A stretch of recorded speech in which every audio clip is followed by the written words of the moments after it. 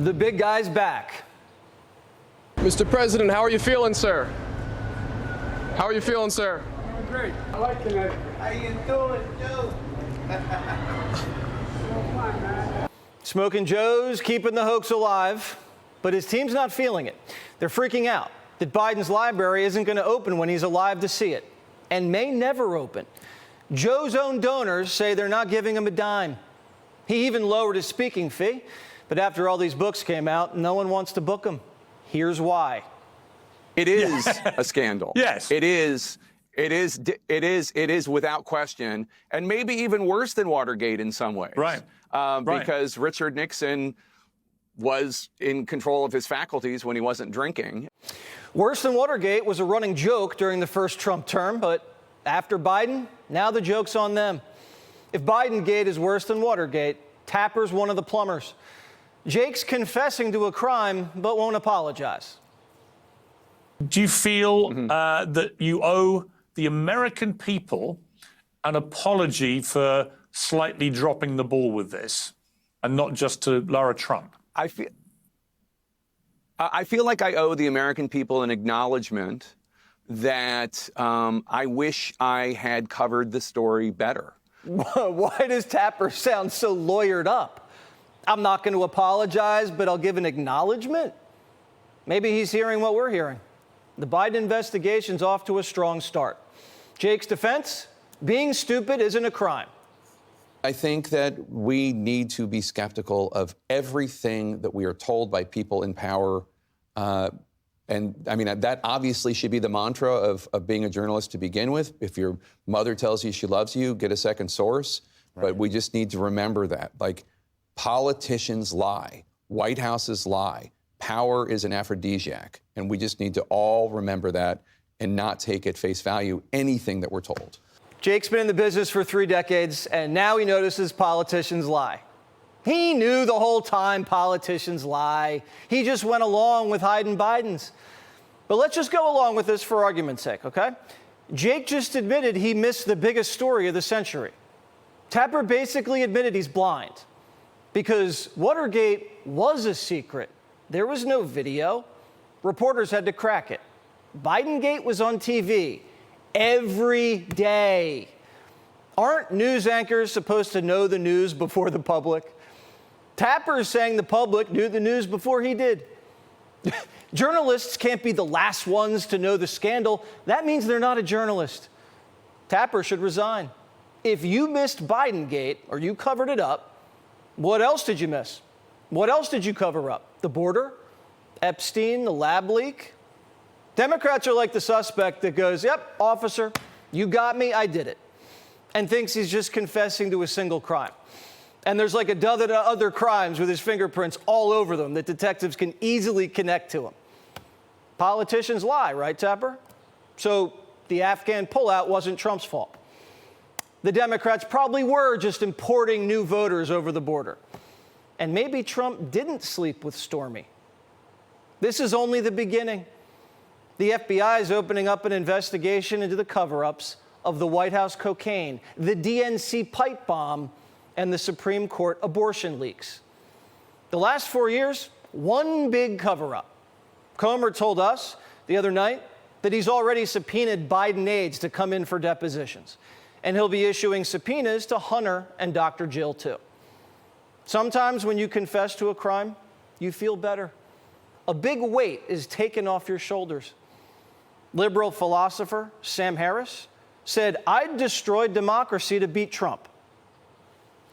Even that is preferable to me and to, I think, many Democrats than having someone who we consider to be genuinely evil, genuinely 100% purposed to serving himself in the office of the presidency.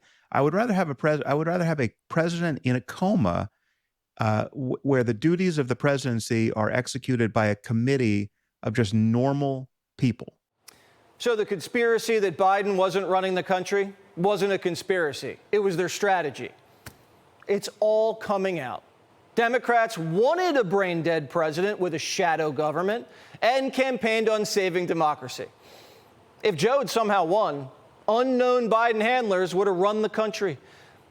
They would have controlled the Situation Room while Biden was taking a nap. Unnamed Biden aides say this: Biden just had to win, and then he could disappear for 4 years. He'd only have to show proof of life every once in a while. His aides could pick up the slack.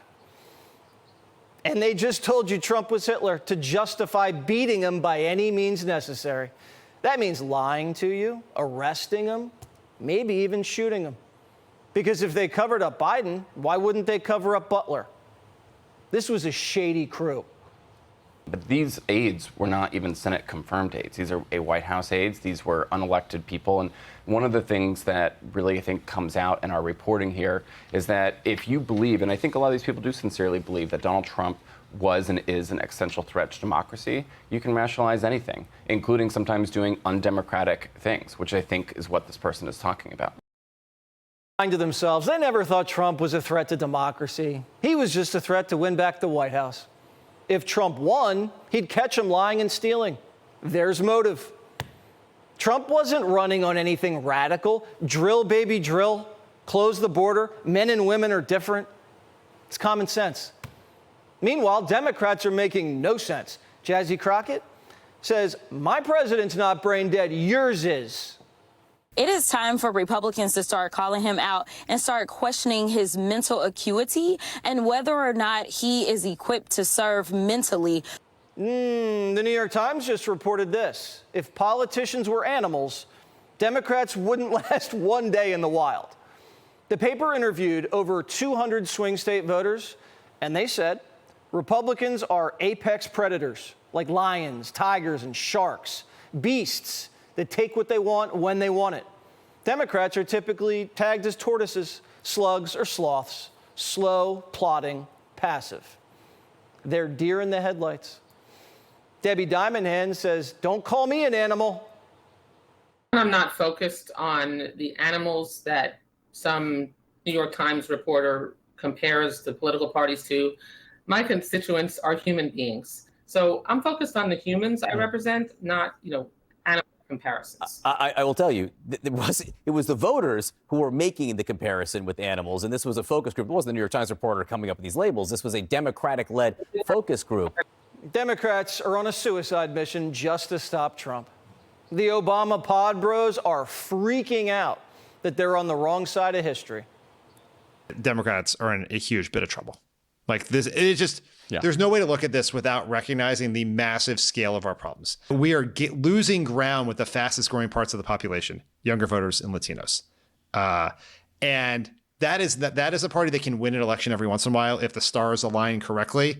But that is a party that will look a lot like the Democratic Party from the 60s until the 90s. And where we maybe can win when Nixon gets impeached and when Nixon resigns, and we win that election, and then we lose for the next 12 years. Fine wine gets better with age. Not the Biden scandal. Every day it gets worse. Every day. They've just confessed to the biggest scandal in American history. The whole party's got blood on their hands. And now they're telling us their motive and their intent. They called the Trump trial the trial of the century. Well, they're about to go on trial. But this time, the jury is the whole country. Click here to subscribe to the Fox News YouTube page to catch our hottest interviews and most compelling analysis. You won't get it anywhere else.